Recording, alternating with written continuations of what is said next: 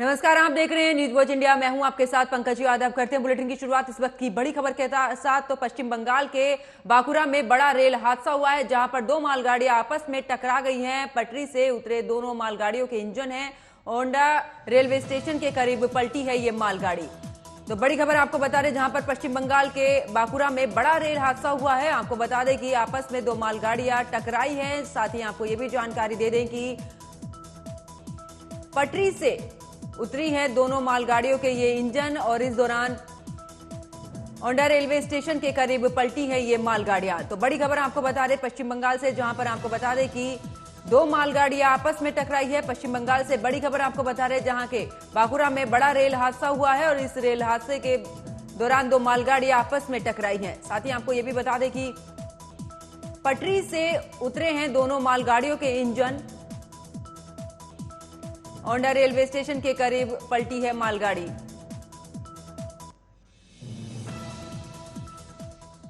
और इसी खबर पर ज्यादा जानकारी के साथ मेरे सहयोगी नागेंद्र भाटी मेरे साथ फोनलाइन पर जुड़ चुके हैं। नागेंद्र, लगातार जिस तरीके से रेल हादसे हो रहे हैं, अब पश्चिम बंगाल में भी देखने को मिला है कि दो मालगाड़ियां आपस में टकरा गई हैं।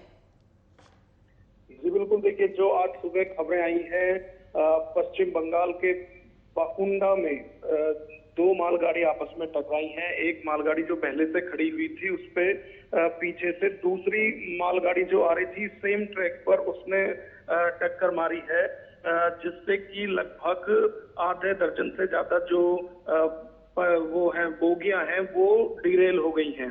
तो यही नहीं, हालांकि जो अभी तक खबरें आ रही हैं उससे इतना है कि कोई जान माल का नुकसान तो नहीं हुआ है। सिर्फ एक ट्रेन का जो लोको पायलट है उसके घायल होने की खबरें आ रही हैं। जब स्थानीय निवासियों ने वहां पर तेज आवाज सुनी, उसके बाद लोग वहां पर पहुंचे और घायल लोको पायलट को हॉस्पिटल एडमिट करा गया है। अब जो सूचना आ रही है उससे यह है कि आंध्रा मंडल की जो ट्रेनें हैं, एक दर्जन से ज्यादा जो ट्रेनें हैं वो या तो रद्द कर दी गई हैं या फिर उनके रूट डाइवर्ट कर दिए गए हैं। तो फिलहाल जो रेल प्रशासन है उसकी तरफ से जो आवागमन है उसको सुचारू रूप से करने की कोशिश की जा रही है। बिल्कुल नागेंद्र, आखिरकार इस हादसे की वजह क्या रही है? क्या कुछ जांच में निकलकर सामने आया अभी तक?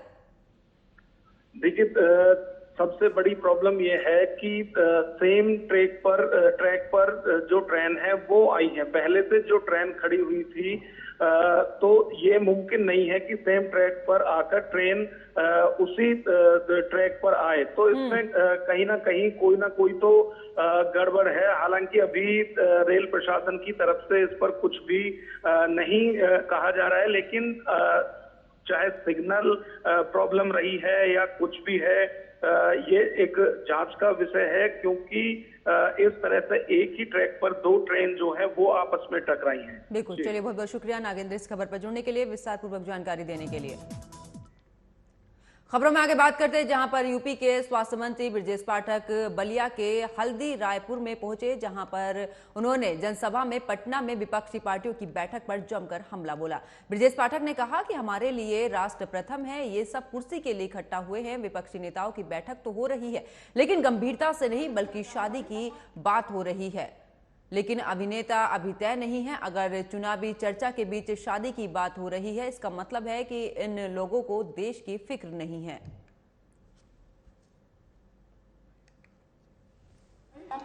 आमंत्रित कर रहा हूं पूरी तरह से ले लेना। देश में इस समय चुनाव की चर्चा चल रही है और माननीय प्रधानमंत्री नरेंद्र मोदी जी देश के लिए लड़ रहे हैं। राष्ट्र प्रथम हमारे लिए है और ये सब कुर्सी के लिए इकट्ठा हुए हैं और कुर्सी के इकट्ठा होने में नेता भी तय नहीं है। और वहाँ पर गंभीरता की बातें, शादी की बातें हो रही हैं और शादी की बात जब हुई है इसका मतलब उनको देश की चिंता नहीं है, ना ही उन्हें चुनाव की चिंता। अच्छा, ब्राह्मण शिरोमणि हैं, अगर शादी हो जाए तो क्या उनका राजयोग का कुछ है? देखिए, उनके कुंडली कुछ लिखल नहीं बा। प्रधानमंत्री विरासत से आपको संपत्ति मिल सकती है, लेकिन लोकतंत्र में जनता ने उन्हें बुरी खबरों में आगे बात करते हैं, जहां पर बहराइच के दौरे पर पहुंचे अल्पसंख्यक कल्याण और वक्फ बोर्ड राज्य मंत्री दानिश आजाद अंसारी ने बिहार में विपक्ष की एकजुटता पर तंज कसा है। उन्होंने कहा है कि विपक्ष के लोगों में भी एकजुटता नहीं है। कुछ लोग बिहार पहुंचे हैं तो कुछ लोग उस बैठक में शामिल नहीं हुए हैं। उन्होंने तंज कसते हुए ये भी कहा कि विपक्ष की एकजुटता देश के विकास के लिए नहीं बल्कि केवल सत्ता की कुर्सी पाने के लिए है। नेपाल सीमा से सटे जिलों में मौजूद मदरसों में हो रही जांच को लेकर दानिश आजाद अंसारी ने कहा कि पहले सरकार ने सर्वे करवाया था, तब अब विशेष टीम गठित करके कुछ बिंदुओं पर जांच करवाई जा रही है।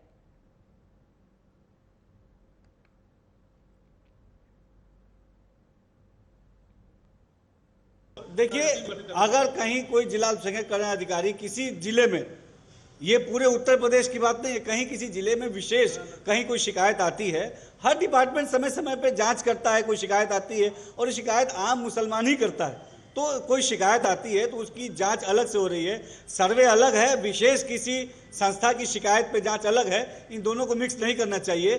जांच कहीं भी कोई चीज़, हमारे मदरसा बेहतर हो, इनके ढांचे को मजबूत बनाए, ये हमारी सरकार की प्राथमिकता है। हम उसी पे काम कर रहे हैं।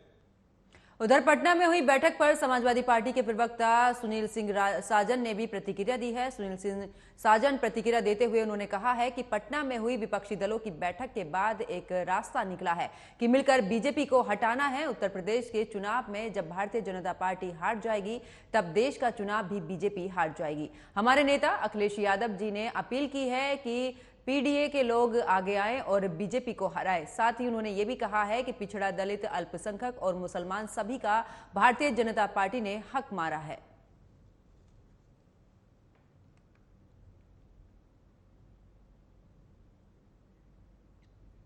खबरों में आगे बात करते हैं, जहां पर गाजियाबाद के खोड़ा नगर पालिका परिषद में एक हैरत अंगेज मामला सामने आया है, जहां पर कोचिंग सेंटर के नाम पर मदरसे का संचालन हो रहा था। वहीं कोचिंग सेंटर के अंदर का हाल बिल्कुल मदरसे जैसा था, जहां पर ना तो कुर्सी थी और ना ही मेज और टेबल थी। छात्रों को नीचे बिठाकर मदरसे की तरह पढ़ाया जाता था।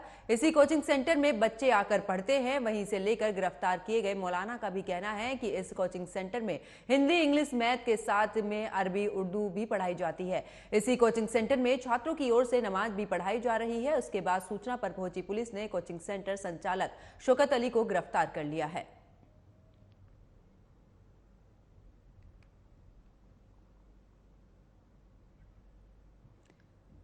तो गाजियाबाद का ये पूरा मामला है, जहां पर आपको बता दें कि एक कोचिंग सेंटर के बताते हुए वहां पर मदरसे जैसी पढ़ाई कराई जा रही थी। आपको बता दें कि इस दौरान बच्चों को वहां पर ना तो कुर्सी या मेज उपलब्ध है बल्कि जमीन पर बैठाकर पढ़ाई की जाती थी। इतना ही नहीं, बच्चों को नमाज भी इस दौरान पढ़ने के लिए कहा जाता था। जैसे इस मामले की पुलिस को भनक लगी, पुलिस मौके पर पहुंची और कोचिंग संचालक को गिरफ्तार किया।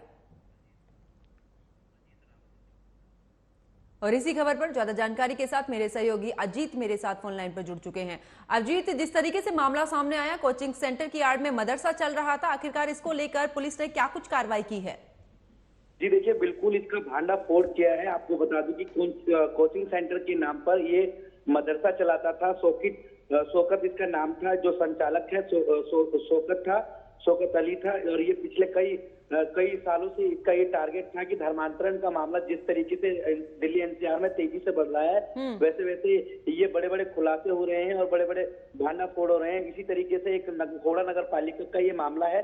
ये बहुत ही ये कोचिंग सेंटर के नाम पर मदरसे का संचालन करते थे और उसी के नाम पर भी ये मदरसे में पढ़ाई करवाते थे और इनका धर्मांतरण जो है वो करवाते थे। वहां पर कई जो बच्चे हैं उनको अपने ब्रेन वॉश करके उसको धर्मांतरण का मामला ये जो है वो सामने आया है। आपको बता दें कि इसमें शुक्रवार को इसी कोचिंग में इसी दौरान जो हिंदू संगठन के जो लोग हैं उन्होंने ये मामला संज्ञान लिया। और उसके बाद आपको बता दें कि लिखित अजीत, क्या इस कोचिंग सेंटर में मुस्लिम बच्चे आते थे या कुछ और भी वर्ग के बच्चे यहाँ पर आते थे?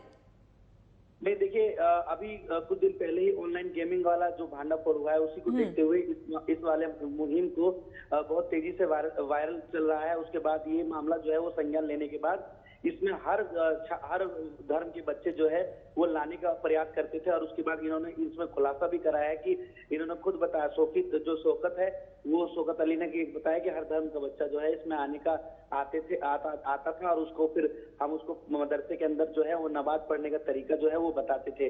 तो कहीं ना कहीं ये धर्मांतरण का बड़ा खेल है जिसको ये रचा जा रहा था। बिल्कुल अजीत, शौकत अली के अलावा क्या कुछ और भी लोग इस कोचिंग सेंटर की आड़ में इस तरीके के मदरसे चला रहे हैं? क्या कुछ ऐसा रैकेट है जिसको लेकर अब पुलिस शिकंजा कसने के लिए तैयार है?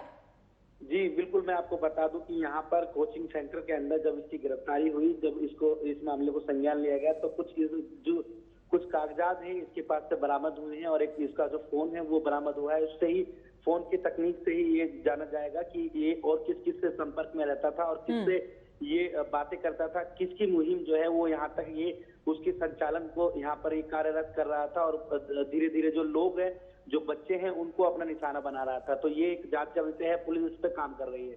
चलिए, बहुत बहुत शुक्रिया अजीत इस खबर पर जुड़ने के लिए, विस्तार पूर्वक जानकारी देने के लिए। खबरों में आगे बात करते हैं सहारनपुर की, जहां के आवासीय बाल सुधार गृह में लड़कियों के साथ कथित तौर पर यौन उत्पीड़न का मामला सामने आया है। आपको बता दें कि 2 दिन पहले ही लड़कियों का एक कथित वीडियो भी वायरल हुआ था। उसी के बाद में एसडीएम सदर इस बाल सुधार गृह का भी निरीक्षण करने पहुंची थी, जहां पर लड़कियों ने एसडीएम से बताया कि उनके साथ में आपत्तिजनक व्यवहार किया जाता है। लड़कियों ने मारपीट और अवैध वसूली के आरोप भी लगाए हैं। प्राथमिक जांच में आरोपी सही पाए जाने पर इस दौरान पर सुप्रिंटेंडेंट समेत 5 कर्मचारियों को बर्खास्त कर दिया गया है।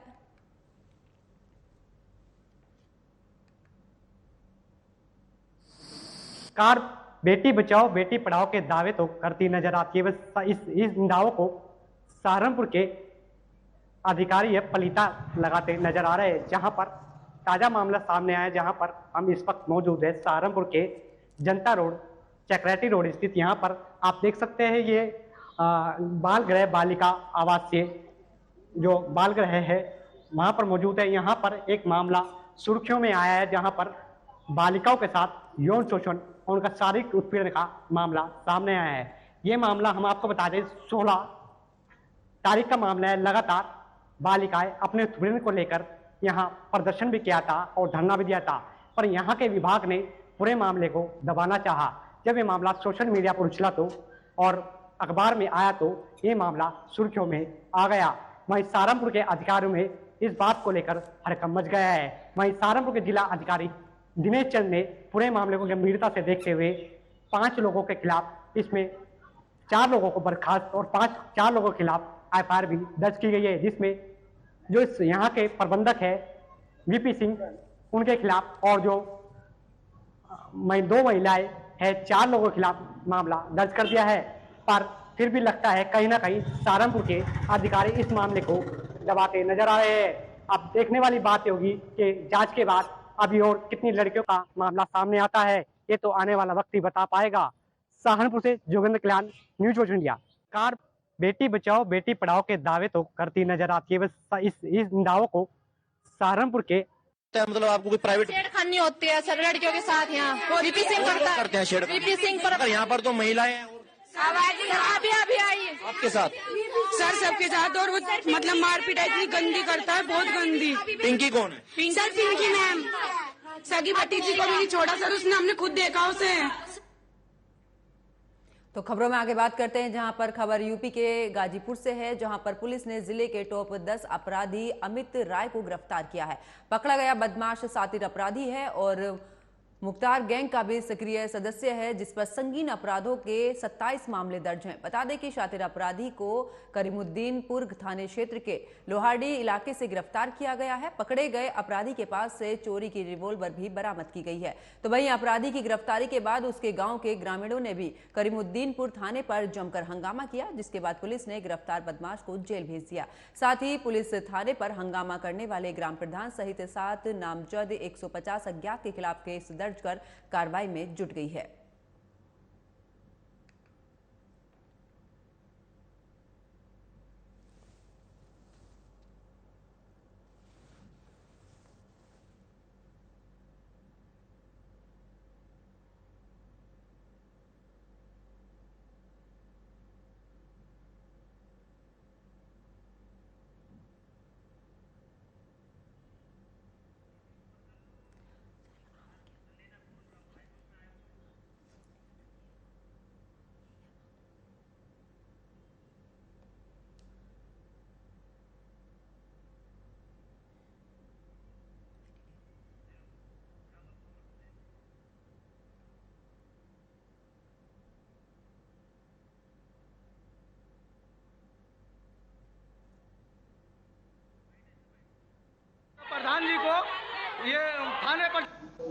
करीमुद्दीनपुर क्षेत्र में एक जनपद स्तर का टॉप 10 अपराधी अमित राय, जो पूर्व में मुख्तार अंसारी का भी सहयोगी रहा है। पिछले दिनों इसके अंगद राय के खिलाफ भी एक मुकदमा लिखा गया था एक्सटॉर्शन का। इसका एक प्रकरण में NBW आया हुआ था, पुलिस के द्वारा दबिश दी गई और इसे गिरफ्तार किया गया था। इसके पास से एक लाइसेंसी हथियार भी मिला है, जो बाद में जानकारी प्राप्त हुई कि वो बिरनो थाना क्षेत्र में चोरी की घटना से लिंक था। जब इसकी गिरफ्तारी की गई तो इसके कुछ परिजन और इसके सहयोगी थाने पे आए थे और उनके द्वारा प्रयास किया गया कि इसको खबरों में आगे बात करते हैं बिजनौर की, जहां के हिमपुर दीपा थाना क्षेत्र में एक विधवा महिला को अचानक बच्चा पैदा होने की खबर से पूरे गांव में हड़कंप मच गया। इतना नहीं, गांव की औरतों ने विधवा महिला के बच्चे होने की खबर पूरे गांव में फैला दी। वहीं महिला के परिजनों ने गांव के ही अकरम नाम के व्यक्ति पर शक जाहिर करते हुए उसको अपने घर बुलाया और रस्सियों से बांधकर पीटा, जिसकी शिकायत पीड़ित व्यक्ति ने पुलिस अधिकारियों से की। फिलहाल इस मामले में पीड़ित की तहरीर के आधार पर पुलिस ने बारीकी से जांच पड़ताल शुरू कर दी है। तो बिजनौर का ये पूरा मामला है, जहां पर आपको बता दें कि एक विधवा महिला के बच्चा पैदा होने की खबर जैसे ही गांव में फैली, उसी दौरान एक व्यक्ति पर शक के आधार पर उसको घर पर बुलाया गया और उसके साथ में मारपीट भी की गई। मेरा भैया मामला यह भाई साहब कि उसके पति को कम से कम 5-6 साल का इंतकाल हो गया। बाद में बर्तन धोने का काम करती थी। पूरे टाइम पता नहीं चला कैसे हुआ, पूरे टाइम हुआ बच्चा जीवित हुआ। प्रधान जी, इसमें एक शक के आधार पर किसी व्यक्ति के साथ मारपीट भी की गई है, क्या है? जी, मारपीट की गई है। वो शख्स उसे मारपीट की गई है और उस शख्स के वो बता दिया कि मैं बच्चे पैदा करने लायक नहीं, उसने सर्टिफिकेट ले फिर अपना जब भी मारपीट हुई उसके साथ। अच्छा, खूब मारा है क्या उसे? हाँ, मारपीट खूब हुई, थाने में रिपोर्ट भी हुई है। चलिए रुक करते इस वक्त की बड़ी खबर का। लखनऊ से बड़ी खबर सामने आ रही, जहां पर अवैध मैरिज लॉन ढाने पहुंची है LDA टीम पर हमला हुआ है। प्रवर्तन जोन पर 7 के दस्ते पर हमला हुआ है। जोनल अधिकारी अरविंद त्रिपाठी को लगी है चोट। पंजाब लोन पर कार्रवाई करने पहुंचा था दस्ता। सहायक अभियंता को भी पंजाब लोन के समर्थकों ने घेरा है। तो बड़ी खबर आपको बता रहे हैं लखनऊ से, जहां पर आपको बता दें कि पंजाब लोन पर कार्रवाई करने ये दस्ता पहुंचा था और जहां इस दौरान सहायक अभियंता को पंजाब लोन के समर्थकों ने घेरा है। जोनल अधिकारी अरविंद त्रिपाठी को भी इस दौरान चोट लगी है और साथ ही ये भी जानकारी आपको दे दें कि पंजाब लोन पर कार्रवाई करने पहुंचा था ये दस्ता। और इसी खबर पर ज्यादा जानकारी के साथ मेरे सहयोगी सिद्धार्थ मेरे साथ फोन लाइन पर जुड़ चुके हैं। सिद्धार्थ, अवैध मैरिज लोन ढाने पहुंची थी ये टीम, इस पर भी किस तरीके से हमला किया गया, इसको लेकर क्या कुछ खास अपडेट? देखिए, आपको बता दें ये घटना कल देर शाम की है। तो कहीं ना कहीं जिस हमला जो लॉन के जो कर्मचारी थे और जो लॉन मालिक का बेटा था, उसने कहीं ना कहीं पूरी तरीके से हमला किया और इसमें जो अधिकारी थे वो घायल हुए। कहीं ना कहीं इसमें प्रथम दृष्टिया जो है पुलिस के बारे में जो गलती से ऐसा हुआ है, लेकिन बाद में जब उन्होंने आला अधिकारियों को फोन किया तो 2 लोगों को गिरफ्तार कर लिया गया। लेकिन बड़ा सवाल ये उठता है जब इस तरीके से कार्रवाई की जाती है, संयुक्त रूप से पूरी टीम बनती है, कहीं ना कहीं पुलिस की संख्या जो इतनी कम से जो इस तरीके से घटना हो गई और कहीं ना कहीं इस मामले को लेकर अब शासन भी काफी नाराज है और आने वाले समय में जब ये दस्ता निकलेगा तो इनकी सुरक्षा की दृष्टि से इनको और जो अधिकारी हैं और जो कर्मचारी हैं उनके साथ और पुलिस बल लगाया जाएगा। लेकिन आपको बता दें देर शाम 2 गिरफ्तारी कर ली गई इसमें और सबसे महत्वपूर्ण चीज ये है कि इसको ढहाने के लिए कोर्ट के साथ पहुंचा है। चलिए, बहुत बहुत शुक्रिया सिद्धार्थ इस खबर पर जुड़ने के लिए, विस्तार पूर्वक जानकारी देने के लिए। खबरों में आगे बात करते हैं, जहां पर गाजियाबाद के लोनी क्षेत्र के ताना अंकुर विहार क्षेत्र के एक फ्लैट में दंपत्ति का शव मिला है। पति उत्तर प्रदेश से पुलिस और पत्नी RAF में कांस्टेबल के पद पर तैनात थी। पड़ोसियों की सूचना पर पहुंची पुलिस दरवाजा तोड़कर अंदर पहुंची। फोरेंसिक टीम को मौके पर बुलाया गया है। पुलिस ने दोनों शवों को पोस्टमार्टम के लिए भेजकर परिजनों को सूचना दे दी है। फिलहाल पुलिस मामले की जांच पड़ताल में जुट गई है।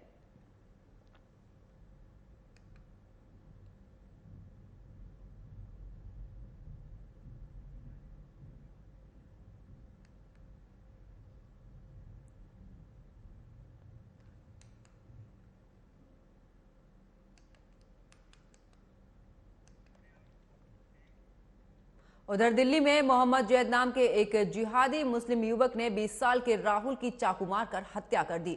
दोनों के बीच किसी बात को लेकर बहस हो गई थी, जिसके बाद जैद ने राहुल की हत्या कर दी। इस दौरान राहुल को बचाने के लिए आया 19 साल का चचेरा भाई सोनू भी हमले में घायल हो गया। इसी को लेकर रिपोर्ट देखिए।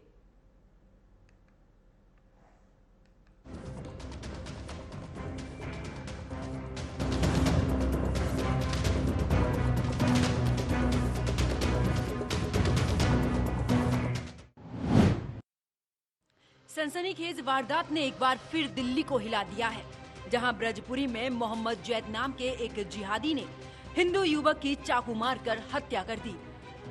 मृतक का नाम राहुल बताया जा रहा है।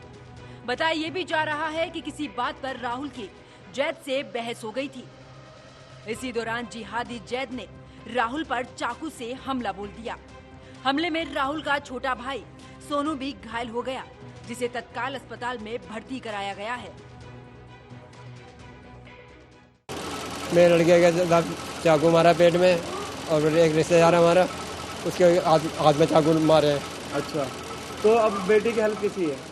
अब तो थोड़ी बहुत ठीक है, लेकिन अभी टकरा रहा है जी। अच्छा, तो मारने वाले कौन थे? मोमना ने। अच्छा। पीड़ित परिवार का कहना है कि राहुल आइसक्रीम खाने के लिए बाहर निकला था। इसी दौरान बराबर के एक चाउमीन खा रहे मोहम्मद जैद से किसी बात को लेकर विवाद हो गया, लेकिन मामूली विवाद में जैद ने चाकू से हमला बोल दिया, जिसमें राहुल की जान चली गई।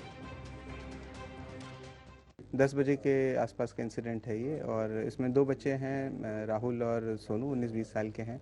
ये लोग आइसक्रीम खाने गए थे, गली नंबर 7 का बताते हैं, वहाँ पे खाना खाने के बाद, और वहीं पे जैद भी घूम रहा था। तो आपस में एक दूसरे को जानते हैं, पहले भी इन लोग के बीच में थोड़ी बहुत कहासुनी हुई है, और कल ये थोड़ा ज़्यादा हो गया, गाली वाली दिया एक दूसरे को, फिर गुत्तम गुत्ती हो गया। अब ये 2 बच्चे थे, वो अकेला था, तो राहुल के पेट में उसने लोअर एब्डोमेन में कुछ तेज़ धार चीज़ से वार किया, मोस्ट लाइकली चाकू होगा, तो उससे इंजरी है उसको थोड़ी सी। और फिर जब सोनू ने बीच बचाव करने की कोशिश की तो उसके हाथ में भी चोट लगी है।